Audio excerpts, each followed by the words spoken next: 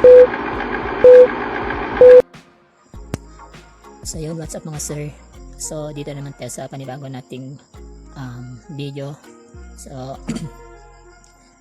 patungkol, so ngayon magbibideo tayo or magbibigay tayo ng kaalaman patungkol sa wiring, wiring or wire color coding ng Honda brand, tulad ng Wave Alpha, XRM, at ng iba pang brand ng iba pang model ng Honda. So bago ko simulan yung video na to, bago ang lahat, kung bago ka pa lang sa aking channel, so please subscribe. Nang sa ganun dumami tayo, nang sa ganun ma-share natin to sa mga iba nating mga ka-viewer, at nang sa ganun maging update din kayo at the same time sa ating mga bagong videos. So pag nag-subscribe kayo, click nyo na din yung notification bell, nang sa ganun maging update kayo sa mga bagong videos na i-upload natin. Tapos mag-like and share na din at comment na din kayo diyan sa baba kung sakali may mga gusto kayong i-comment, either bad or good o sana good na lang. Tapos mga suggestion or gustong mga tutorial na video patungkol sa mga motorsiklo, hanggat kaya natin gawin or sasagutin natin. So ayun, ito ang sinabi ko kanina, alamin natin yung mga importanteng wiring sa mga Honda brand, nang sa ganun malaman natin kung ano yung function ng bawat isa or kung anong klase or kung ano yung kulay ng ganito, ng ganyan. So ngayon, hindi naman lahat ng wiring dito is itatackle natin or babanggitin natin. So yung babanggitin lang natin yung mga importanteng wire lang na dapat natin malaman, nang sa ganun kung gusto natin magkabit ng mga ilaw or gusto nating mag-convert ng CDI or kung ano-ano pa man, or kung sakali nawalan ka ng signal light, ng pito or horn, so alam mo kung saan ka dapat pupunta or kung anong wiring ang dapat tingnan mo. So yun, sisimulan na natin. So dito tayo muna sa bandang harap o sa bandang headlight ng motorsiklo. Actually yung harness wire na to is kakakuha ko lang galing sa Wave Alpha 100. So pasensya na kung madumi. So kasi matagal din kasi hindi nabubuksan yung motor na yun. So ngayon pag nabuksan, so nilinisan ko yun lang yung kaya nilinis ko, yan lang yung kinaya niya. So yun, so yung sinabi ko, hindi naman lahat ng wiring dito is tatalakayin natin. Yung mga importanteng wirings lang, yung mga basic na wiring lang, para malaman lang natin yung mga kung ano yung gagawin natin or kung ano yung mga dapat natin gawin patungkol sa mga wirings na babanggitin natin. Okay, so color coding tayo. So sa lahat sa lahat ng brand, basta sa lahat ng model ng Honda, basta kulay red. So kulay red, yan, ito kulay red. So makikita mo to talaga sa mga Honda, yung kulay red na to. So pag kulay red na yung nakita mo, automatic na yan, positive yan, positive wire yan galing battery. Basta red, positive wire galing battery. So tandaan nyo yan basta red, positive wire galing battery. Tapos kung may makita ka namang kulay berde o kulay green, so ito naman yung tinatawag nating body ground or ground. Ito tandaan nyo yan, basta Honda yung ground is green. So pag may nakita kang green wire dyan sa mga harness wire natin or ninyo sa mga Honda, so automatic ang kulay na yan is ground, kulay green na is ground. Tapos yung red is positive galing battery. Tapos ito namang pag may nakita kayong black na white, may stripe na white, black na may stripe na white, yan ay galing yan ng CDI. So ito, tinatawag ito siyang kill switch. Yung wire na to na black na may stripe na white, ang tawag dyan is kill switch na wire. Papunta to, itong plug na to, papunta to sa ignition switch. So yun, yung pula positive, yung green ground yan. Tapos ito namang kulay itim, dapat nyo din malaman, kanina itim na may stripe na white, so ito purong itim, pure black. So dapat nyo din malaman pag sa mga Honda brand, yung pure black is accessories wire na yan, accessories wire. So kung gusto nyong magkabit ng mga ilaw-ilaw, mga accessories light, parking light, so kung gusto nyong magkaroon ng ilaw, dito lang kayo mag-tap, kasi kapag pinon nyo na yung susi, automatic yung kuryente papasok agad dito sa accessories wire. So automatically magkakaroon ng ilaw yung mga parking light nyo or yung mga accessories light nyo. So tandaan nyo, pag black, yan ang tinatawag na accessories wire. So yun. Tapos naman tapos nyan, so yan, dito tayo sa kulay sanan kulay, okay, dito tayo. So yan, yung wire na to, May tatlo, oh, may tatlong wire. So ito, bali ito papunta to siya sa, kasi Honda to yung harness wire sa Wave Alpha 100. So itong harness wire papunta to siya doon sa switch sa bandang kaliwa, sa left side to siya. So dito na yung mga wire ng switch off, yung high and low ng ilaw, tsaka yung yun, high and low ng ilaw. So yan. Tapos ito naman, para malaman nyo, ito yung kulay na purong yellow na to. Yan, naputo na siya, purong yellow. Ito yung tinatawag natin na light connection. Ito yung ilaw, nagsisilbing ilaw natin. Galing to ng stator coil. So pag kulay dilaw sa mga Honda brand, yan ay source ng ilaw natin. Yellow is ang ilaw na galing sa makina. So yan, yellow is ilaw sa headlight.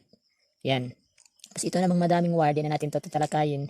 Kasi ito yung galing sa odometer natin, yung mga primera, segunda, tercera, kwarta, yan, yung mga ilaw-ilaw na yan.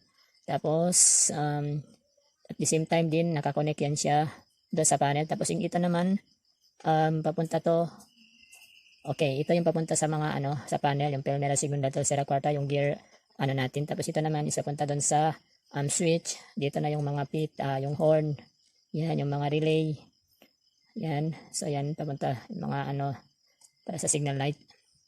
Tapos yan siya. So din natin to tatalakayin yung mga ito, yung mga yan, din natin yan kukunin pa. So pumunta naman tayo sa bandang baba, kasi yung kukunin lang natin yung mga mahalagang wire lang, yung mahalagang wire lang sa mga part ng motor natin. So ulitin natin yung kulay green. Ito, kulay green to is ground ng Honda, yan, body ground yan. Tapos ito nakikita yung black na may stripe na yellow naman, black na may stripe na yellow, ito yung nanggagaling sa CDI na papuntang ignition coil. Ignition coil. So ignition coil to, galing tong CDI. Basta may nakita kayong black na yellow, ito ay papunta ng ignition coil, positive to. Positive to siya. So pag may nakita kayong coil, tapos may parang nakatayong terminal, so yun, doon mo to i-connect. Or meron din naman siyang wire na automatically i-connect natin dito sa wire na to. Hindi na tayo mawawala doon. So green. So wala yung pinagbago, kahit saan mo pa yan nakita yung kulay green dito sa part ng harness wire, basta kulay green, ground yan. Automatic. Tapos ito naman, ito yung horn, pita. Dito, tada sinayo kanina, yung kulay purong black is accessories wire. So buhay ito siya. Pag naka yung susi pack, may ilaw na yan, may kuryente na yan.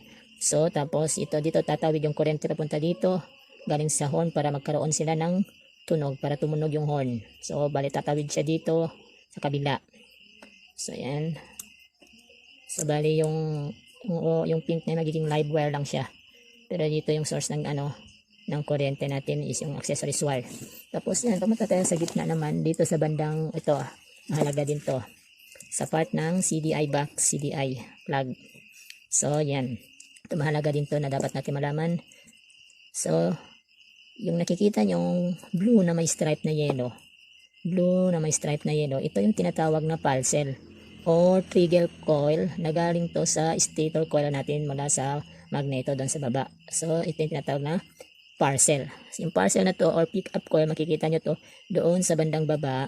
May dalawang siya, tenga, para doon para pagkabitan nyo ng bolt. Tapos may parang maliit na bakas na nakalabas, kasi para tumama yon doon sa bandang magneto na may bukol na maliit. So ito yon, para mamamatay yung motor natin o magkaroon ng spark yung motor natin, dahil dito yun, trigger coil or pick up coil. Tapos ito naman sunod, tulad ng sinabi natin kanina, black na yellow, dito magbabago. Tulad ng sinabi ko doon kanina sa black na yellow. So black na yellow, tulad ng sinabi natin kanina, is ignition, connection to ng ignition coil na positive. Ignition coil na positive. Kasi yung kulay green is ground, so ito positive to siya ng ignition coil natin. Ito yung nagbibigay ng kuryente papunta sa ignition coil. So galing tong CDI. So ito CDI So yan. Tapos sa baba naman may tatlong wire yan. Pag sa mga 110 or wave 100, 5 pin sila. So 5 wire yan. So itong nakikita yung black na may stripe na red. So bali tatlo yung black, 4. Yung isa purong black, accessories wire.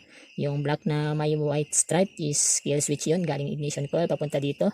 Tapos ignition switch papunta dito. Tapos yung black na may stripe na yellow naman is ignition coil, galing sila papunta sa ignition coil. So ngayon may black na stripe na red yan. Ano yung function nito? So ito yung nagsisilbi nating primary source ng kuryente natin. Ito yung nagbibigay ng buhay dito sa CDI. para magbigay ng kuryente dito sa ignition coil na papunta doon sa ignition coil at spark plug. So itong black na red, ito yung primary source natin ng kuryente or alternating current natin na nanggagaling to sa loob ng stator coil. Doon to nakalagay sa loob ng stator. Yan, so galing to sa stator. So pag may nakita kang ganito, automatically connect mo to doon sa stator sa baba. Same lang yun sila, black and red. Yan, stator or nagiging positive siya ng motor natin. So alternating current yan siya. Tapos ito naman black na yellow, ito lang sinabi natin doon kanina. Ito yung nagsisilbing kill switch o black na yellow yan. Black na white yan. So kill switch to, galing to sa ignition switch. So kapag pinatay mo susian pack, patay din yung CDI. So yun, ganun. Tapos same din, ito yung green is kulay. Ito yung green, ito yung tinatawag na body ground. So tingnan nyo, walang pinagkaiba kahit saan pa tayo pumunta dito sa part ng harness wire. Hanggat same yung kulay, same pa rin yung pangalan or same pa rin yung function, walang pinagkaiba. So yun, tapos pupunta naman tayo dito sa bandang regulator. Okay. Ito regulator. So ito nakikita nyo may 4 na wire dyan. So halos yung dalawa dyan, halos kilala nyo na kung ano yung function nila, di ba?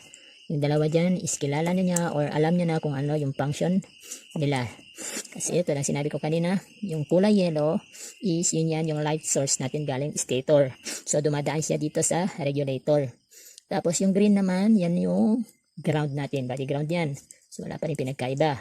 Tapos yung kulay white naman, para malaman nyo, yung kulay white na yan, yan yung nagcha-charge ng battery natin. So bali ito yung sa wire na to, ang wire na puti, ang tawag ito is charging. Ito yung nagcha-charge ng baterya natin. So nagagaling to saan? Sa loob pa rin ng stator coil natin. Doon yung nagagaling yung yellow, yung white, tsaka itong red naman na may stripe na white. Ito na sinabi ko kayo na positive to siya. Positive to, galing battery. Yan. So positive, negative yung green. So ito positive to, galing battery.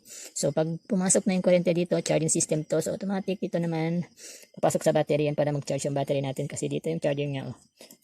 So kung sira yung regulator nyo, hindi mag-charge yung battery ninyo. So siguro yan lang, may mga basic na wire or mga wire na dapat natin malaman sa mga motorsiklo. Yung mga dapat lang natin malaman ng mga wiring.